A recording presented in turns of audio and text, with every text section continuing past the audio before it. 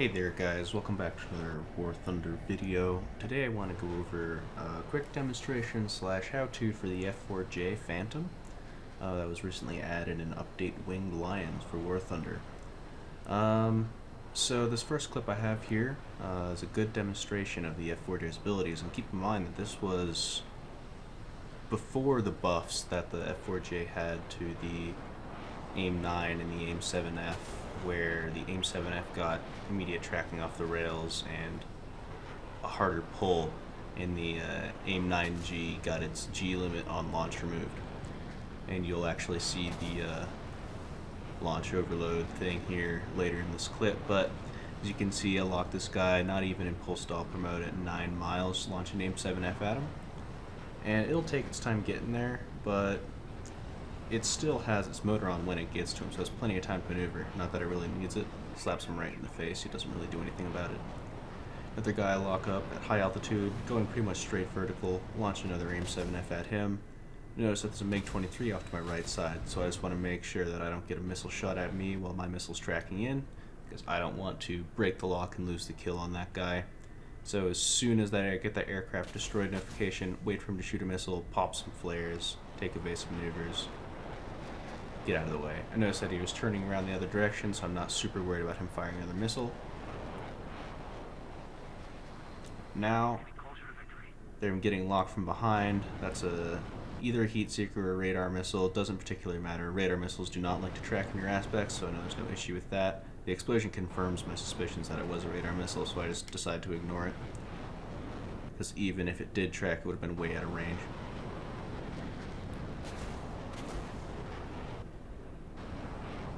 F4EJ doesn't seem super interested in me, so I just ignore him, go for the MiG-23 in front of me, launch one of the long-range AIM-7s at him. He keeps his afterburner on, tries to flare, doesn't work for him.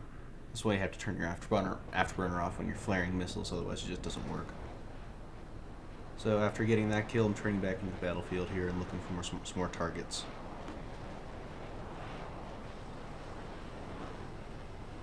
I'm seeing if I can get a lock with the pull stopper mode, but the F4J's pull stopper is very finicky, and honestly, in many cases you're just better off using the normal radar mode.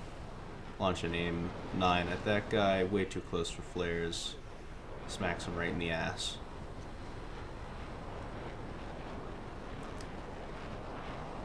See if I can get a head-on shot with my AIM-7. He doesn't take any attempt to dodge it, except for at the very end there, and if there had been the post-patch missile, that probably would have hit him, but since it's pre-patch and that close, the missile wasn't light enough by the time it reached him to turn hard enough to pull and hit him. I'm just looking for more targets. Pull stopper does the thing where it locks things off bore sight again.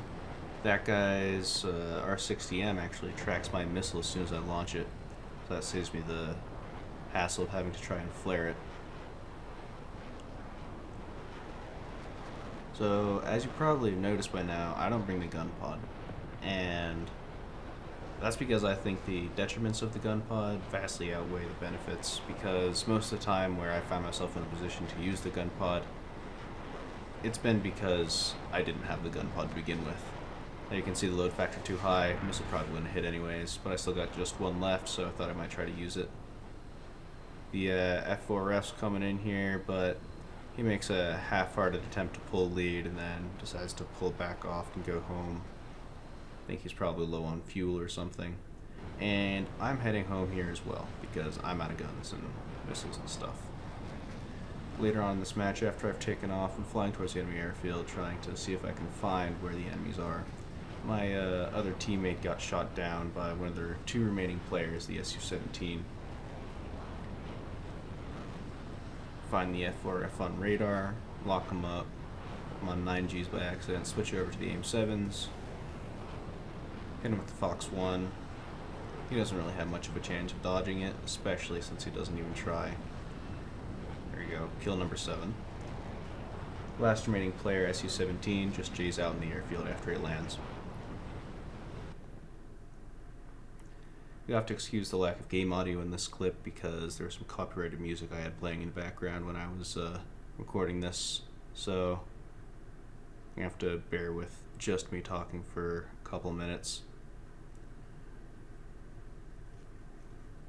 This is on the Golan Heights map, the new Israeli map they added with this most recent update. I'm looking around for things at altitude. I'm not really seeing much. I do see one thing out there, but can't find it again. Decide that it's probably a better idea to go for some lower altitude targets, help my team out a bit more. So now it's about target prioritization and positioning. So your missiles don't have a whole lot of pull ability, so you want to take long shots because they have the range to do that sort of thing. And you want to get behind the enemies because a lot of the times, especially if you're launching near max range for your missiles, the enemies won't even notice you. So nose down in this Su-22, get a lock, fire my missile.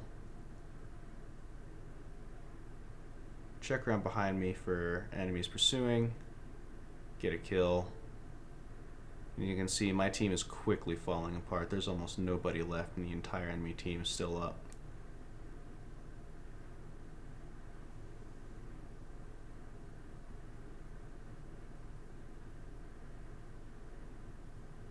Go for missiles, notice that guy's coming head on to me, switch over to aim 7s, launching a head on. You can see this is post patch, so the missile starts tracking immediately, hits him right in the face. Looking around for more targets. Turn off the radar when I'm trying to lock the aim 9 because sometimes the radar will screw with the locking when it decides to do other things. His aim 7 E2 doesn't pull enough. My aim 7F does pull enough. Just barely dodge those two missiles.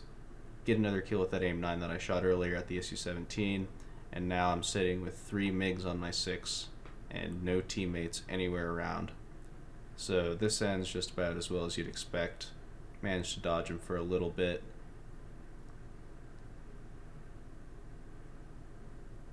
Get the first MF to overshoot, but the other two take care of me. Not much you can do in that situation, honestly. But still, 4 kills in relatively rapid succession. On to the last clip here. I'm back to game audio. We're on the one of the desert maps here. I'm up at altitude again. You can see I'm around 20,000 feet. That's where I like to chill, especially at the start of a game. Lock a guy up around 10 miles. Firefox 1 at him. He notices, immediately starts going defensive. And this is actually a pretty good demonstration of notching, because as soon as he hits the notch, you can see that missile just lose track and start flying straight. Doesn't hit him. Now, I'm still up at altitude. I want to prioritize things up here because those are the most dangerous enemies for me, at least. And I spot another guy, and he starts to turn into me, so I launch another missile about 10 miles. Aim 7F is perfectly capable of hitting targets out to this range, especially even if they're maneuvering, as long as they don't notch, which you'll see another example of here. You can see my radar bites off on the chaff, but the missile doesn't go towards the chaff until it hits the notch.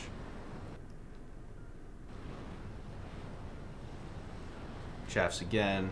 I just pick him up on pull stop mode because pull stop mode ignores chaff in most circumstances. And hit him right in the face because after all the maneuvering he did, he was way too low energy to do anything about it. And now, sort of similar to the previous clip, you can see the team is quickly falling apart. There aren't very many left, still plenty of enemies, but I turn in to see what can be done.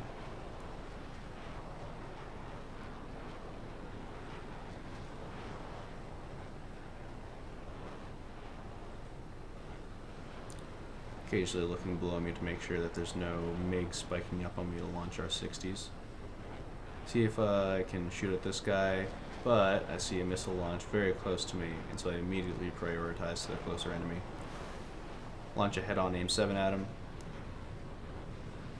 Hits him right in the ass, actually. Almost dodged it, but the proximity fuse in the aim 7 and its warhead is just so big that you have to really get some distance to be effectively safe against it. Aren't very many teammates left. After this F5 goes down, that F4J, who I think has already actually been shot down, there's only 2 allies left, me and an F8. All the enemies are starting to come at me. I am very, very fast right now. You can see I'm 750 knots. That is faster than any of these guys could ever hope to get before they rip their wings. Dodge a missile in the head-on, and I'm running because there is nothing I can do in the situation. If I try and dogfight, I'll immediately die. I'm going way too fast for their missiles to catch up to me. I'm going way too fast for their planes to catch up to me even. MLDs will rip their wings before they can go this fast on the deck. It's not even a competition.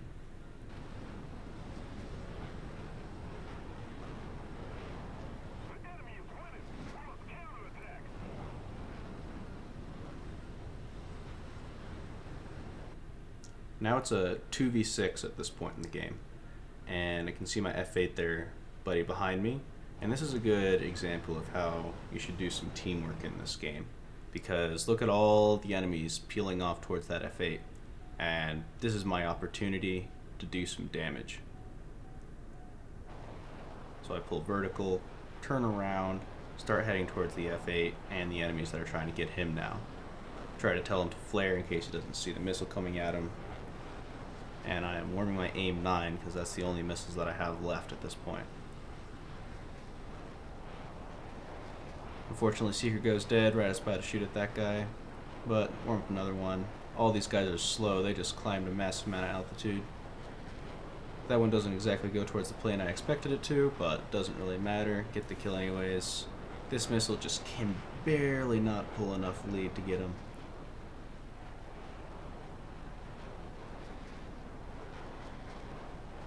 Turn around, now it's a 2v4. Launch another missile at this MiG-23. It's going to shoot another one at the other MiG-23, but I notice that he's actually turning in towards me now, so I take evasive action. Continue going straight, because you can't dogfight with him. You have to keep your speed. I'm relying on this F8 to bait a little bit, see if I can get the MiG-21, while simultaneously also dragging the MiG-23 in pretty close for him. F8 managed to get an AIM 9C off at the MiG-23 and a head-on. Kills him pretty dead. Now it's a 2v2. So in just this short amount of time, me and a teammate have managed to bring the odds down from 2v6 all the way down to a 2v2. That we have a decent chance of winning since we're versus a MiG-21 and an Su-17.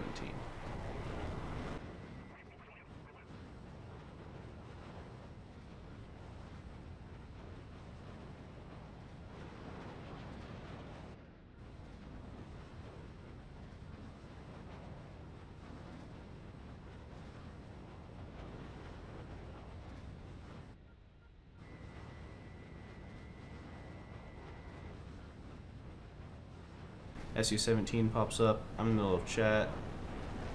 Just try to dodge the head-on real quick. See if I can get close enough for the MiG-21 to shoot at him. And I'm RTB. Because again, no gun. That was my last missile. And I'm also low on fuel. He dumps all of his flares just the very last second there and manages to dodge the missile. And my F8 buddy kills the Su-17 at head-on. Later on that match, after I land and rearm, me taking off again, trying to coordinate with my teammates so we're both, at least keep one of us in the air at all times in case the other guy tries to turn around and come back for the airfield. I'm off the ground, checking the scoreboard. You can see the only people with kills on our team are me and the F8. Activate a blind hunt just so I know exactly where the MiG-21 is. Lock him up in pulse Doppler mode because the ACM mode in pulse Doppler doesn't really have a max range. The F8 unfortunately crashes. I don't really notice it until later because I'm busy shooting long range missiles at the MiG-21. Not entirely expecting them to hit, but they'll at least send him defensive, and if he doesn't even notice him, just continue flying straight, then they'll actually kill him. But at the very least, it'll cause him to maneuver if he sees him. Intentional or not, he decides to go cold on this missile. The pulse Doppler on the F4J just really can't lock targets in mirror aspect very well, so I'm kind of SOL on that missile. Decide to change out of pulse Doppler mode here, and you can see that without pulse Doppler mode, immediate lock. Warming up an AIM 9G because I'm pretty sure I'm going to be hitting him in rear aspect here. And And then notice how he's turning around, switch back to the aim-7s, launch one in front aspect. He just kind of gives up, it looks like. Maybe he didn't see it, but flies straight into it. Easy kill. And an ace for the last clip of this game. So, I guess what's the takeaways from this video?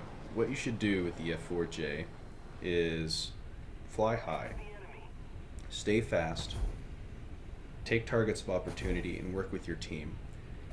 A pair of phantoms baiting and switching enemies is incredibly effective, especially versus teams of MiGs, because a lot of the MiGs just want a 1v1 dogfight, and so they'll do a max G turn, get super slow for one, and if you just come up behind them and shoot them, or your teammate does the same thing, you can wipe teams of MiGs incredibly easily. So I hope this video has been informative and useful to you guys in some way, and good luck out there.